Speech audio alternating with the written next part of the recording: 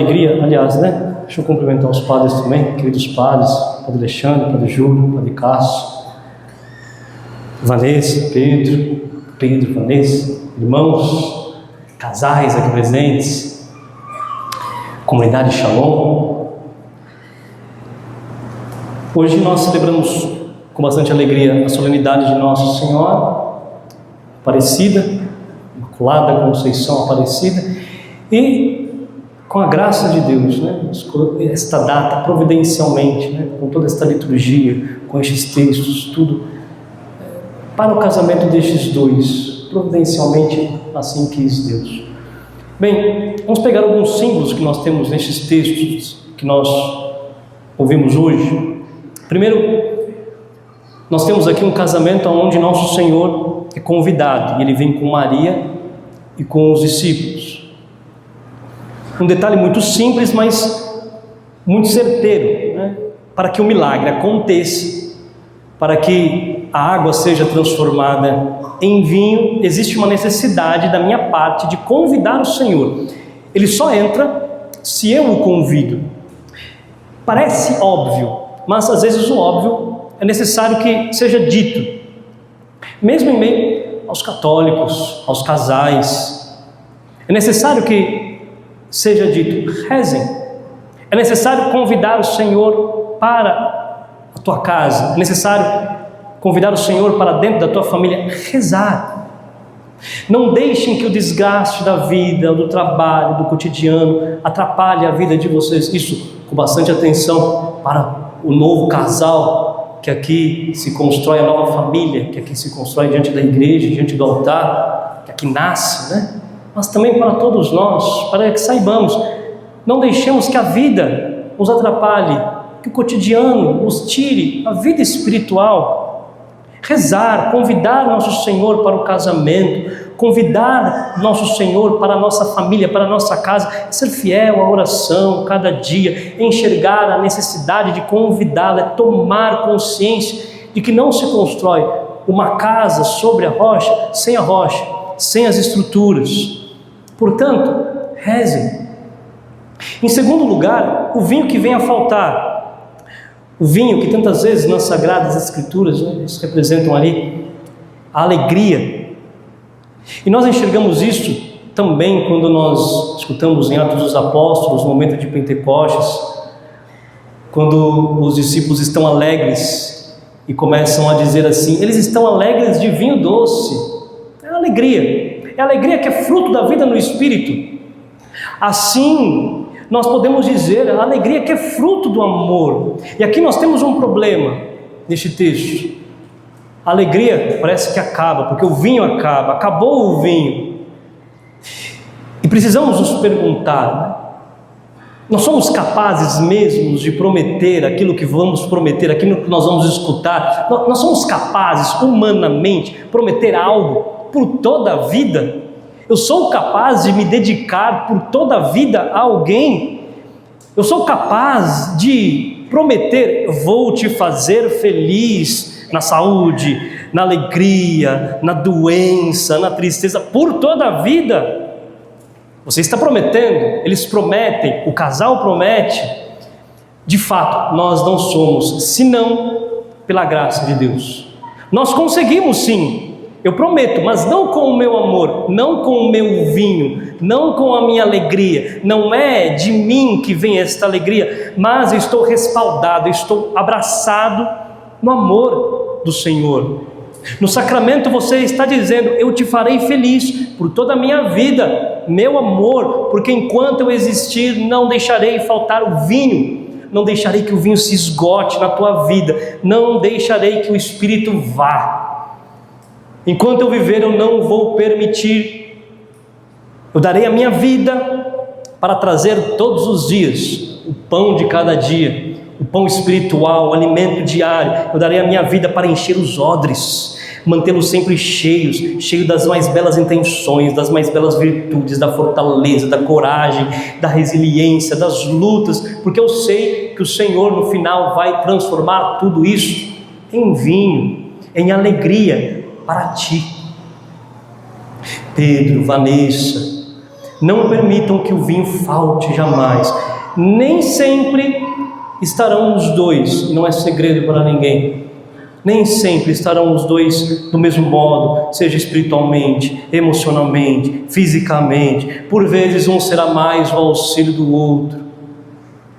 Por vezes eu terei que me desgastar mais, mas não deixem o vinho faltar. Que eu seja esse suporte, que seja eu a encher os odres sempre que eu perceber que já estão ficando vazios. O Senhor está sempre disposto a transformar a água da nossa vida, todos os nossos esforços, as nossas ofertas, em alegria para o outro. Não se esqueçam, vocês estão aqui para cumprir uma vocação, um chamado a se doar, um chamado a se dar. E é assim que o vinho não falta. Eu encho as talhas quantas vezes forem necessárias, e que seja recíproco. Se o sacramento é o sinal visível do Cristo invisível, através do sacramento do matrimônio você é chamado a entregar a sua vida visivelmente, e todos contemplam esta entrega. Todos contemplam a oferta, assim como nós conseguimos contemplar a entrega de Cristo na cruz por nós.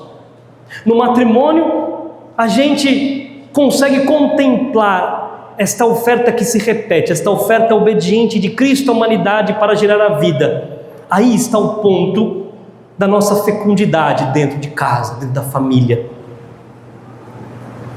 Depois, no texto da primeira leitura, nós escutamos Esther diante do rei, pedindo não riquezas, não belezas, mas pedindo a vida para ela e para o seu povo, porque no sacramento nós nos tornamos intercessores dos nossos, daqueles que estão na nossa casa. Nós pedimos a Deus não mais para nós, aquilo que nós já sabemos, que nós já conhecemos. Nós somos o feliz terceiro, é Deus primeiro, o outro vem depois, eu sempre o feliz terceiro. É sempre assim. É o esposo que intercede pela esposa, que intercede pelo esposo, que intercede pela família, que pedem junto a salvação para casa, para suas vidas, porque o amor maduro aprende a dizer: Senhor, concede-me a vida e a vida dos nossos, porque amar é desejar que o outro tenha a vida em Deus. Por isso, não permita que o vinho falte.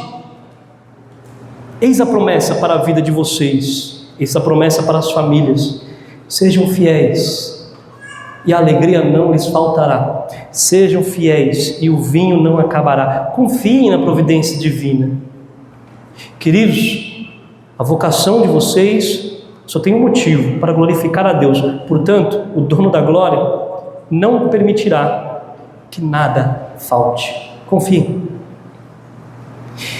E para finalizar, na segunda leitura de hoje, nós escutamos Apocalipse. Estamos diante de uma grandiosa cena, uma mulher luminosa, gloriosa, vitoriosa. A igreja sempre viu nessa mulher, antes de tudo, Maria Santíssima, a mãe do Salvador, também a própria igreja. E, em certo sentido, podemos colocar cada família cristã chamada a gerar Cristo para o mundo. Vestida de sol, porque a família, quando vive unida a Deus, é revestida de luz divina, com a lua debaixo dos pés, porque vence a inconstância das fases e das trevas, coroada de 12 estrelas, porque participa da glória dos que permanecem fiéis à aliança. Mas o mesmo texto também nos mostra outro personagem, o dragão, símbolo do diabo, que quer devorar o filho da mulher, ou seja, destruir a vida que nasce da fé. Desde o princípio, queridos irmãos, Satanás odeia a vida, odeia a maternidade, odeia o amor fecundo. Se no paraíso ele tentou romper a comunhão entre o homem e a mulher, hoje ele tenta desfigurar o matrimônio, corromper o amor, ferir a fecundidade. A antiga serpente que atacou a mulher agora se lança contra a sua descendência, a família, os filhos de Deus. A irmã Lúcia, vidente de Fátima, ela escreve que a batalha final entre Deus e o reino de Satanás é sobre o matrimônio e a família. E ela depois acrescenta: Aqueles que defendem a família serão perseguidos, mas não tenhais medo. Nossa Senhora já esmagou a cabeça da serpente. Vejam como tudo hoje se cumpre. Hoje a família é atacada por todos os lados, por leis que desfiguram o casamento, por ideologias que apagam a diferença entre homem e mulher, por uma cultura que despreza a fidelidade, a castidade, a vida. É o mesmo dragão lançando da sua boca um rio de mentiras, de confusão, de desespero, para arrastar a mulher e seus filhos. Mas Apocalipse diz que foram dadas à mulher 2 asas de grande águia, e que a terra ajudou a mulher. Estas asas são, senão a oração e os sacramentos. E a terra que a protege é a igreja, mãe e mestra, que oferece refúgio, ensino e graça. Por isso, queridos irmãos, queridas famílias, Pedro, Vanessa, não se esqueçam sempre de se voltarem à Eucaristia, a oração em casa, a fidelidade conjugal, a educação cristã dos seus filhos, o perdão mútuo e a vivência da castidade. Não se vence o dragão com as minhas próprias ideias. É sempre assim, né? Quando eu me entrego para o outro, não importa aquilo que eu penso, eu prefiro a paz do que a minha própria opinião. Tem que ser sempre assim. Entre estar com a razão e com a paz, eu prefiro a paz. Nós vencemos o dragão com a santidade.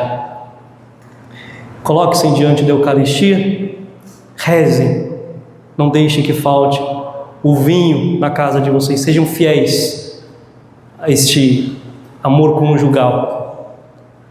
Amem-se, entreguem-se, doem-se, participem da oferta de Cristo, dando-se um ao outro, e todos nós vamos contemplar a oferta de Deus em suas vidas. Que a Santíssima Virgem Maria possa cada vez mais abençoá-los. A partir de hoje, tudo será a primeira vez de vocês dois. É o primeiro beijo como casal, é a primeira saída da igreja, é a primeira missa que vocês vão participar, é o primeiro tudo. Aproveitem. Como irmãos, tenho certeza que todos nós estamos aqui rezando por vocês. Louvado seja nosso Senhor Jesus